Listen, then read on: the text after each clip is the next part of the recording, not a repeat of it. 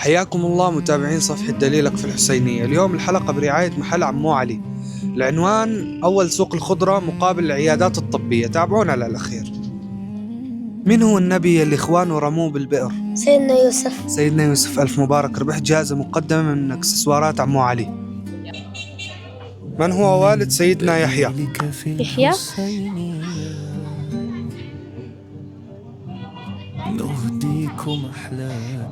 زكريا. سيدنا زكريا. ألف مبارك، ربحت جائزة مقدمة من إكسسوارات عمو علي. ما هي أعظم سورة في القرآن الكريم؟ الفاتحة. سورة الفاتحة. ألف مبارك، ربحت جائزة من إكسسوارات عمو علي.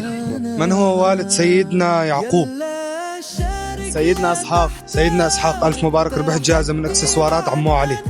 بسم الله الرحمن الرحيم. والضحى والليل إذا سجى ما ودعك ربك وما قلى والآخرة خير لك من الأولى وسوف يعطيك ربك فترضى ألم يجدك يتيما فآوى ضالا فزوجك عائلا فأما اليتيم لا تقهر وأما السائل لا تنهر وأما بنعمة ربك فحدث. صدق الله. ما شاء الله، الله يفتح عليك. ألف مبارك، ربحتي جائزة من إكسسوارات عمو علي.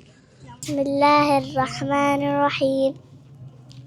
والعصر والإنسان لفي خسر.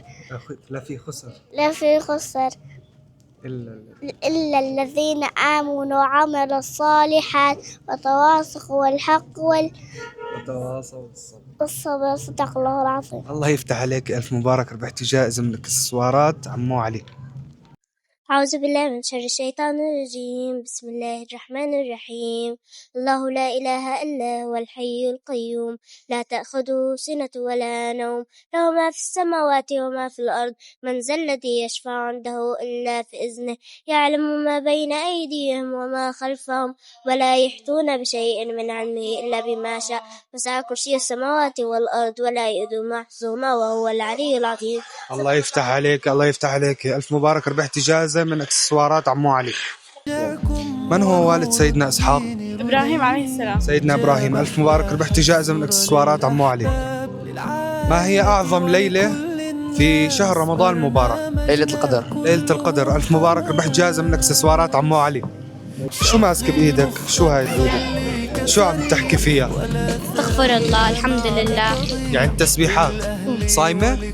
طيب هاي لأنك صايمة الله يفتح عليك ويتقبل جائزة من إكسسوارات عمو علي. من هو والد سيدنا سليمان؟ داود. داود.